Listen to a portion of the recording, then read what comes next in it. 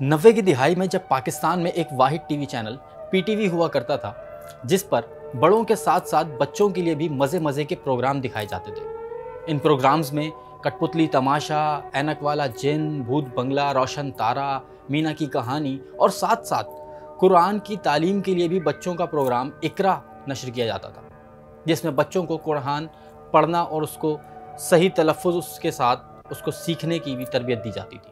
फिर वक्त आया सन 2000 का, जिसके बाद कई निजी चैनल्स ने अपनी नशरियात का आगाज़ किया। लेकिन अगर देखा जाए तो किसी भी चैनल ने खातिर ख़्वाह बच्चों के प्रोग्राम पर कोई ख़ास तवज्जो नहीं दी। प्राइवेट चैनल्स में सिर्फ जियो टीवी पर एक बच्चों के हवाले से एक प्रोग्राम बड़ा मकबूल हुआ, जिसका नाम था बच्चे मन के सच्चे। आज हम मौजूद हैं उसी प्रोग्राम के होस्ट नदीम जाफरी साहब के साथ। नदीम भाई ना सिर्फ होस्ट हैं बल्कि एक्टर, कंपोज़र और सिंगर भी हैं। आज हम इनसे पूछते हैं कि आखिर क्या वजह है कि बच्चों के प्रोग्राम दीगर चैनल्स पे इतने कम नश्र किए जाते हैं। अस्सलाम वालेकुम नदीम। वालेकुम सलाम जनाब, कैसे मिजाज हैं? नदीम भाई, आपने एक अरसे बच्चों के प्रोग्राम किए। एक ज़माना तो सिर्फ पीटीवी होता था तो बच्चों के बहुत सारे प्रोग्राम होते थे। क्या वजह है कि इतने चैनल्स होने के बावजूद बच्चों के प्रोग्राम बहुत कम देखने में आते हैं? जहाँ तक मैंने सुना है कि पैमरा की तरफ से ये बात लागू है कि हर चैनल एक प्रोग्राम बच्चों का करेगा और हर उस प्रोग्राम में बच्चों का कंटेंट उसके अलावा भी दीगर होना ज़रूरी है, यानी कि एक नशरियात का हिस्सा बच्चों के लिए डेडिकेटेड है। और जो प्रोग्राम बच्चों के लिए डायरेक्टली नहीं है, जैसे कार्टून्स वगैरह हैं, उनमें तो आप ज़ाहिर है आपकी कोशिश जो है वो सिर्फ यही है कि आप डब्ड कार्टून्स चलाते हैं या खुद अपने बना के चलाते हैं। बच्चों का हवाला होना ज़रूरी है। जैसे अक्सर ऐसे प्रोग्राम्स हैं जिनमें टॉपिक जो है वो सुपर हीरोज़ का है या पुरानी पोइम्स के हैं। ऐसे प्रोग्राम जब नशर किए जाते हैं तो वो भी बच्चों के हवाले से होते हैं। बच्चे मन के सच्चे भी एक ऐसा प्रोग्राम था जो कि एग्जैक्टली बच्चों का था। बेहतर शक्ल देने के लिए उस प्रोग्राम की हमने उसको कोशिश किया कि जो पॉलिटिकल लोग हैं जो अच्छा काम कर रहे हैं उनके पास भी हम लेके जाएं, उनको बतौर मेहमान खुसूसी हम शामिल करें और इसके साथ साथ स्पोर्ट्समैन भी ऐड किए और वो हीरोज़ जिन्होंने कुछ किया है। जैसे अभी कुछ हीरोज़ का जब हम हमारे दरमियान नहीं है, जैसे ईदी साहब या कदीर साहब या और भी दीगर लोग जो कौम के लिए, मुल्क के लिए और मज़हब के लिए अच्छे काम करते रहे। इंटरनेट और स्मार्टफोन्स का आजकल के बच्चों पर कितना इफेक्ट पड़ा है? बहुत से वालिदैन हैं जो इस्तेमाल करने से बच्चों को मना करते हैं। आप समझते हैं कि इंटरनेट और स्मार्टफोन्स जो उनकी तरबियत सही नहीं कर रहे या गेम्स, ऑनलाइन गेमिंग में रह रहे हैं और मतलब उनका रुझान पढ़ाई से हट गया है? मेरे हिसाब से किसी भी चीज़ का जहाँ फ़ायदा होता है वहाँ नुकसान भी होता है।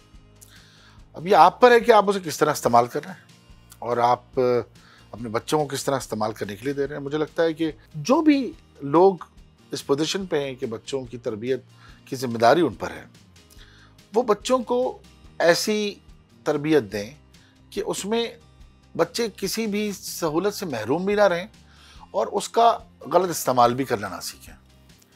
और थोड़ा बहुत गलत इस्तेमाल जो है वो तो होगा ही, मगर वो नुकसान नहीं पहुँचाता। किसी चीज़ का मुसलसल गलत इस्तेमाल नुकसान पहुँचाता है। आपने एक्टिंग करी, आपने म्यूज़िक में काम किया। बच्चों के प्रोग्राम करने में और एक्टिंग और म्यूज़िक, इसमें क्या फ़र्क है? क्योंकि छोटे बच्चे होते हैं, उनको समझाना अपनी बात ये थोड़ा मुश्किल होता है, या ये कैसा एक्सपीरियंस होता है? शुरू में बहुत मुश्किल था। इतना मुश्किल था कि खालिद अनम साहब हमारे बच्चों के यानी कि कंटेंट हेड थे किड्स डिपार्टमेंट के। उन्होंने मुझसे कहा कि ये बड़ा मुश्किल काम है जो तुमने शुरू किया है। तो मैंने उनसे कहा कि वाकई में पहली 2 एपिसोड जो हैं उसमें वो एक हमारा उर्दू का मुहावरा ना, पसीने छूट जाना, तो वो वाली कैफियत है। क्योंकि बच्चे अगर खुद से ना बोल रहे हो तो आपने उनको बुलवाना है या कहलवाना है कुछ, ही आसान बात नहीं है। हमारा programme is based on natural instincts, जो बच्चों की हिस्से हैं, सच बोलना और मुख्तलिफ बातों के जवाब बर्जस्ता देना, यही उस प्रोग्राम की खूबसूरती भी है कि जो बच्चा बिल्कुल भी नहीं बोल रहा उससे भी कुछ ना कुछ बातें की जाए तो वो बोलने लगता है। अच्छा, 10 साल पहले जो बच्चों का एक मिजाज था और आज के, उसमें कुछ फ़र्क आया? बच्चे अब क्या देखना चाहते हैं और क्या उनका इंटरेस्ट किस चीज़ में ज़्यादा है? बड़ा अच्छा आपने सवाल किया। ज़मीन और आसमान का फ़र्क है। बच्चे अब बहुत ज़्यादा सोच से बरतर हो गए हैं, बहुत अच्छा सोचते हैं, अच्छा बोलते हैं, इंटरैक्टिव ज़्यादा हो गए हैं, कम्युनिकेशन स्किल्स उनकी बहुत बेहतर हो गई हैं। अगर एक बच्चा नहीं बोलना चाह रहा तो वो कह देता है। पहले बच्चे ऐसे नहीं होते थे कि मैं ये बात नहीं करूँगा, ये बच्चे से सुन के हमारा काम आसान हो जाता है कि भाई ये बच्चा ये टॉपिक नहीं बोलना चाह रहा। तो बच्चे ऑलरेडी बहुत ज़्यादा अच्छा सोचते हैं और अच्छा बोलते हैं अब, ना सिर्फ ये बल्कि उनकी जो सलाहियतें हैं, यानी कि एक्टिविटीज़, जैसे उनकी परफॉर्मेंसेज हैं, वो एक्टिंग करना चाहते हैं या वो पोइट्री करना चाहते हैं या वो ड्राइंग करना चाहते हैं या वो गाते हैं, वो सब भी बहुत जल्दी पॉलिश हो जाती हैं। जिसमें जो टैलेंट है वो उसको लाउडली एंड बड़ा खुल के उस पर बात करता है बच्चा, पहले ऐसा नहीं था। और मैं ये बात और भी कहूँगा कि बच्चों के माँ बाप भी तरबियत याफ्ता होते जा रहे हैं। उस दौर के बच्चों के माँ बाप एक्चुअली उस बात को फोकस नहीं कर पाते थे कि बच्चे से एक फ्री हैंड आउटपुट लेने के लिए, एक खुली आउटपुट ऐसी जो जिससे कि बच्चे का रुझान पता लगे कि वो क्या कर सकता है, किन सलाहियतों का मालिक है। ये शरारतें जो होती हैं ना, इनको रोकना नहीं चाहिए। ये जो 4 से लेकर 9 साल, 10 साल, 12 साल की उम्र का जो सिन है, ये बच्चे की ज़िंदगी में दौर ऐसा होता है कि अगर वो ज़हनी तौर पर खुलकर जो चाह रहा है वो कर पा रहा है, तो उसकी बहुत सारी सलाहियतें बड़ी उमंड के सामने आएंगी जब वो 15, 16, 18 साल का होगा। एक ऑब्जर्वेशन है, बच्चों के साथ ऐसा सलूक होना चाहिए कि उनका कॉन्फिडेंस लेवल और उनकी चाह जो है उसका पैमाना सबसे ऊपर हो। पता ज़रूर होना चाहिए कि इसकी क्या चाह है और ये पूरी करने से इसको क्या फ़ायदा होगा। मुझे याद है कि जब मैं म्यूज़िक करने जा रहा था तो मेरे वाले साहब ने मुझसे पूछा था कि भाई इससे तुम अपनी लाइफ बना सकोगे वो, तो मैंने वाले साहब को जवाब दिया था कि मैं कोशिश कर रहा हूँ, मुझे ट्राई करने दें। तो वो उन्होंने मुझे पूरी सपोर्ट की और उसी की वजह से शायद मैंने बहुत कुछ किया ज़िंदगी में।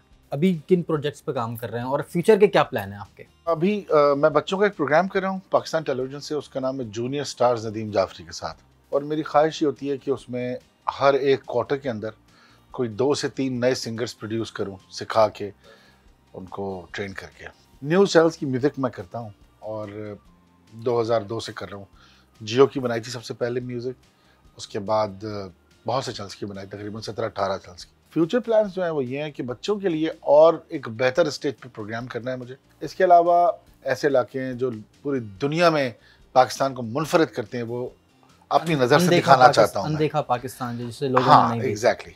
एक शो करता रहा हूँ मैं कराची मेंट्री के नाम से निजी चैनल पर, उसी का समझ लें बड़ा पैमाना है ये। और कुछ पोएम्स की ट्यून्स ऐसी थी जो मुझे लगा को रीडू करना चाहिए, तो मैंने पुरानी राइज बड़ी अच्छी जो पोएम्स हैं उनकी ट्यून्स जो हैं वो रीडू की हैं।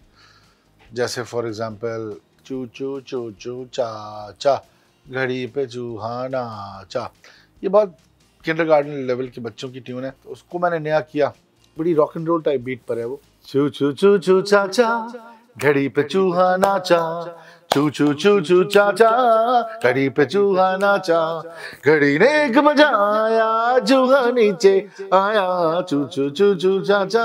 And it's with the rolls of music, drum के रोल्स हैं इस पे और वो सिंक हुए में लिरिक्स के हिसाब से। कुछ की सिर्फ ट्यून नहीं की है और अरेंजमेंट नहीं किया है, Humpty Dumpty sat on the wall, Jack and Jill, इन सबको नया कर दिया। और कुछ मैंने नई चीजें लिखी हैं बच्चों के लिए। चलो चले ओ यारा 2 4 कुछ फिर 12 गाए ट्विंकल ट्विंकल तारा, उरुरारा मेरे यारा उरुरारा, ओ चलो चले ओ चलो चले 1 2 3 4 5 6 7 अलिफ बे बेते जिन चेहे, इस तरह करके इट गोज ऑन। गाने जितने भी मैंने बनाए और बाद में खुद लिखे वो सिचुएशनल बेस्ड है। जैसे फॉर एग्जांपल मौका मौसम आया एक गाना है, खरबूजा तरबूज अनार गर्मा सरदा एक तरफ, खरबूजा तरबूज अनार गर्मा सरदा एक तरफ आया, आमों का मौसम आया, आमों का मौसम आया, आमों का मौसम आया।